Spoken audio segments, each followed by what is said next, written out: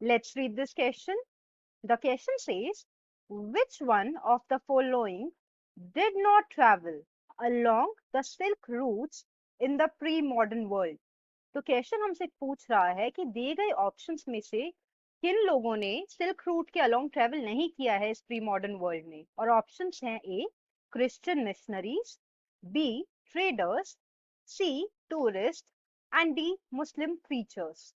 Now coming to the key concept of the question, we are going to talk about Silk Route.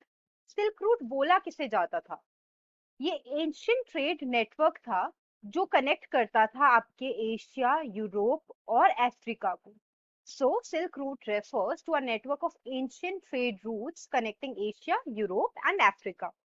अब majorly silk route जो था वो use होता था Chinese silk को transport करने के लिए यूरोप तक थ्रू सेंट्रल एशिया। इसके अलावा भी काफी ज्यादा यूज होता था सिल्क रूट बाकी प्रोडक्ट्स को भी ट्रांसफर करने के लिए, जैसे कि आपके इंडियन टेक्सटाइल्स हो गई, स्पाइसेस हो गए, चाइनीज पोट्री हो गई, ये भी इन्हीं रूट्स के थ्रू आती थी। ट्रेड और कल्चरल एक्सचेंजेस साथ साथ चलते हैं।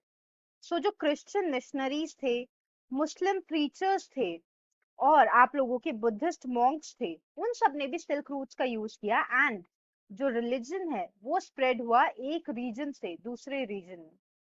सो हमें ऑप्शंस जो दिए गए हैं उसमें से सबसे पहले है क्रिश्चियन मिशनरीज, तो यस वो ट्रैवल करते थे सिल्क रूट्स के अलोंग। ट्रेडर्स ऑब्वियसली सबसे मेजरली यूज ही यही था सिल्क रूट्स का कि वो ट्रेड करने में काम आता था, चीजें इधर से उधर जाती थी एक कंट्री से दूसरी कंट्री थ्रू दीज रूट्स।